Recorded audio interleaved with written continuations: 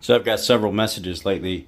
People asking me, "Hey, Ford boss, have you heard about Fram? Fram's filing for bankruptcy. Fram's filing for bankruptcy." It's not Fram that's filing for bankruptcy.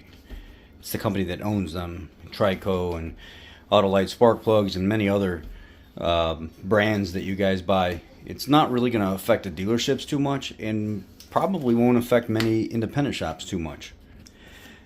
I believe the name is First Brands Group, if I remember correctly. I'm not looking at anything right now. I'm just kind of going off the top of my head on what I've been reading the last few days because I didn't want to talk about it until I knew more about it. They own Fram, Raybestos, Centric Brakes, Trico, Anco, StopTech, Carlson, International Brake Industries. The filtering companies are Fram, Lubrifinder, and Petroclear. The wiper blades are Trico, Anco, and then it says Michelin with the boxes around it licensed. I don't know exactly what that means, but Michelin. Spark plug brand is Autolite. They also own Cardone, Carter, Strong Arm, and Phillips. There might be a couple that I'm missing.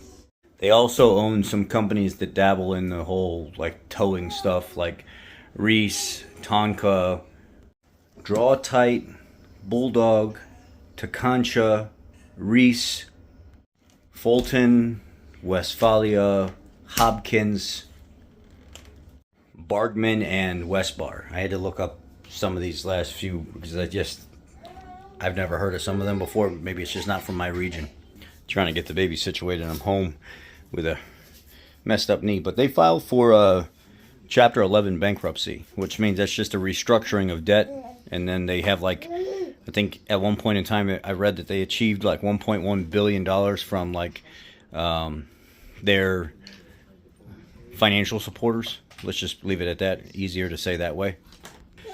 If that doesn't work, I'm sure they'll have to do something like Chapter 7 bankruptcy, which means they have to start selling everything or liquidating everything in order to pay their debtors back or whatever it may be.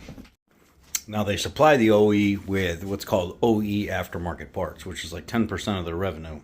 Is it a lot? No, it's not. But is it enough to affect them? Absolutely. Can the automotive industry, like dealers and stuff, be affected by it? Maybe in a small way. But people aren't going to see it right up front. Hopefully they get a hold of this before it gets out of control. And they restructure like they're supposed to.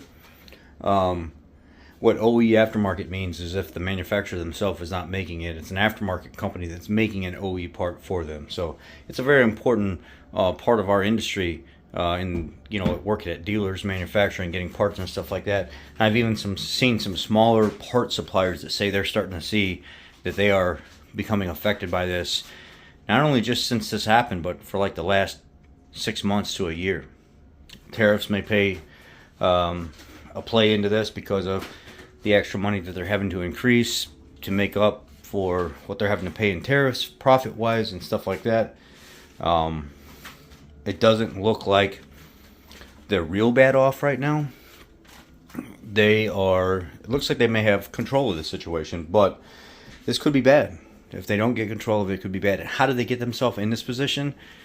Honestly, if I was to just use layman terms and not get into all the legal stuff, they were buying way too many companies up way too fast. Just way too fast.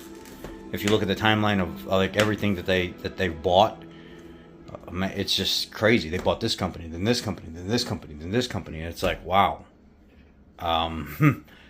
That's impressive and everything that you own all this, but wow, kind of shocked me when I looked at how many companies they actually own.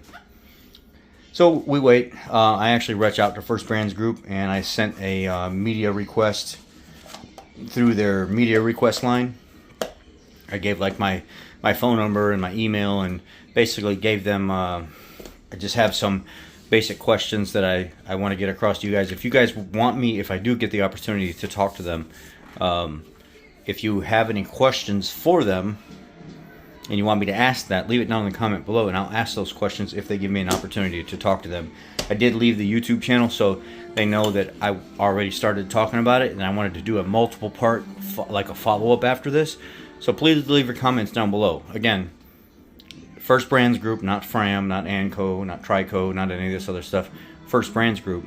filed for Chapter 11, which is a restructuring of debt. And if that doesn't work, obviously, Chapter 7, but hopefully it doesn't get there.